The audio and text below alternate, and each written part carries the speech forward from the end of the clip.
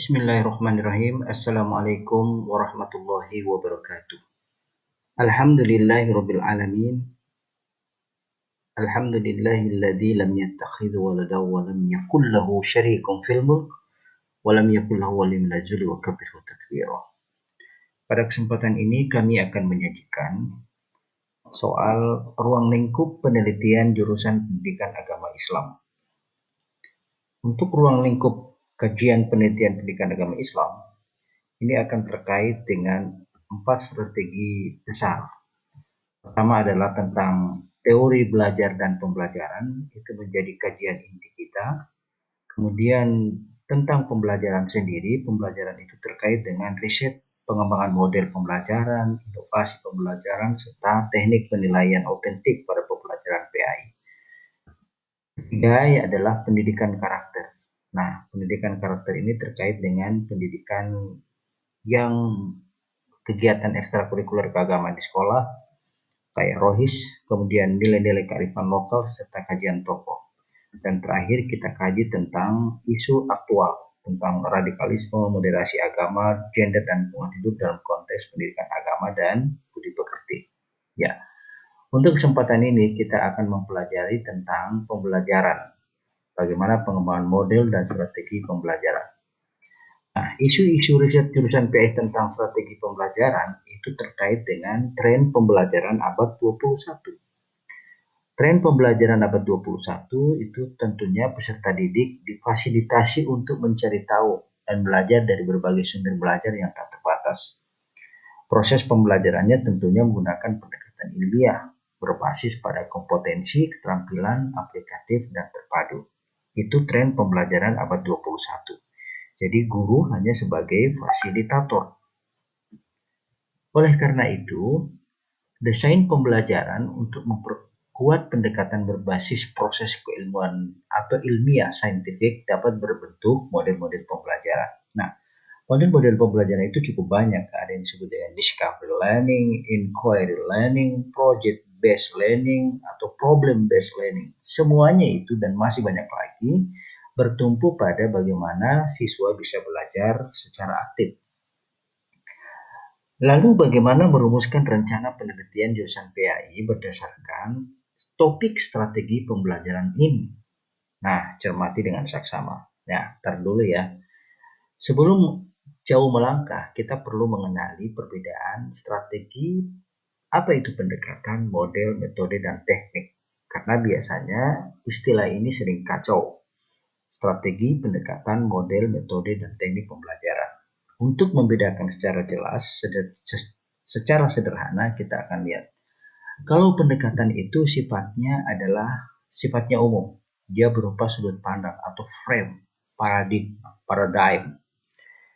Kalau strategi itu bicara tentang pola umum, prosedur mengenai aktivitas pembelajaran. Sama dengan desain. Desain itu atau cara-cara merencanakan suatu lingkungan belajar tertentu setelah ditetapkan strategi pembelajaran tertentu. Jadi desainnya seperti apa? Seperti desain rumah, Anda mendesain tipe 36 atau gimana. Metode itu lebih khusus lagi. Metode itu adalah cara yang praktis dan efisien dalam pembelajaran. Apalagi teknik.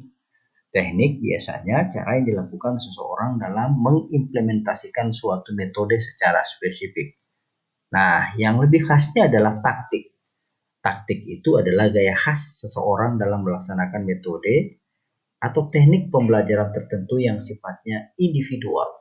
Jadi Anda bisa melihat pendekatan sifatnya bersifat umum, lebih khusus lagi ada bicara tentang strategi, metode, teknik, dan taktik. Nah, ini perbedaan konsep pendekatan, strategi, desain, metode, teknik, dan taktik dalam istilah model pembelajaran. Jadi model pembelajaran itu adalah sebuah satu kesatuan utuh dari pendekatan strategi, metode, teknik, dan taktik. Nah, misalnya kita menggunakan model pembelajaran Jigsaw. Nah, pendekatannya kita bisa menggunakan contextual teaching and learning.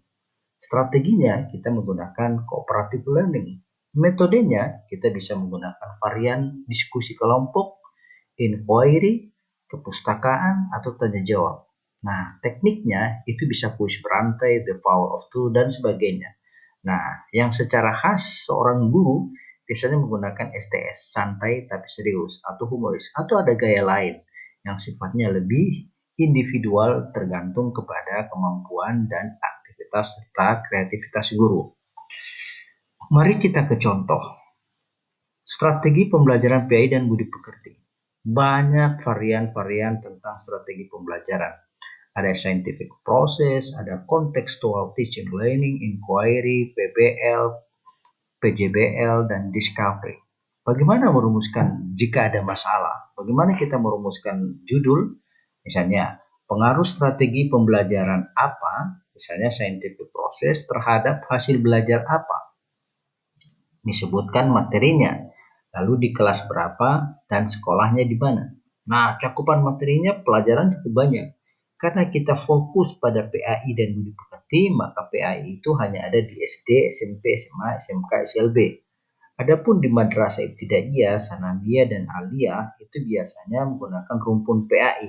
Di sana ada mata pelajaran Quran hadis, fikih, sejarah kebudayaan Islam, akidah akhlak, kecuali bahasa Arab. Nah, banyak sekali riset penelitian yang kita bisa lakukan.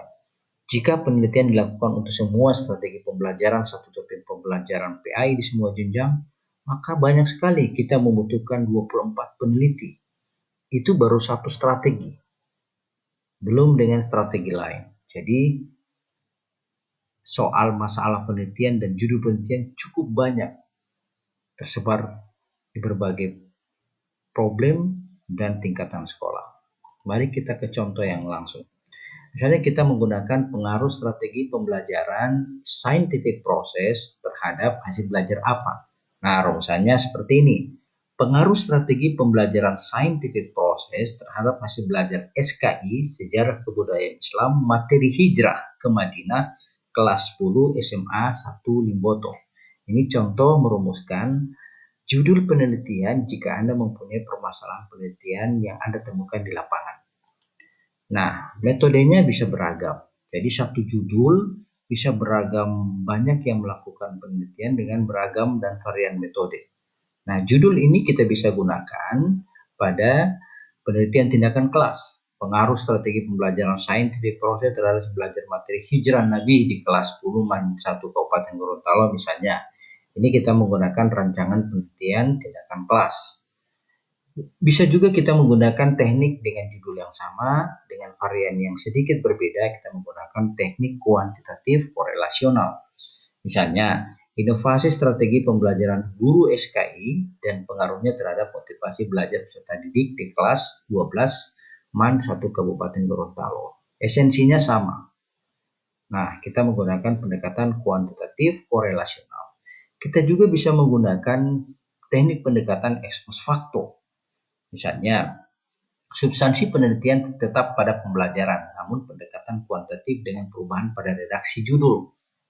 Menjadi apa? Inovasi pemanfaatan media dan sumber belajar guru sejarah kebudayaan Islam di wilayah minoritas Muslim, studi kasus di mana. Ini penelitian menggunakan pendekatan ex post facto, yakni penelitian yang hendak mengungkapkan praktek pembelajaran yang dilaksanakan.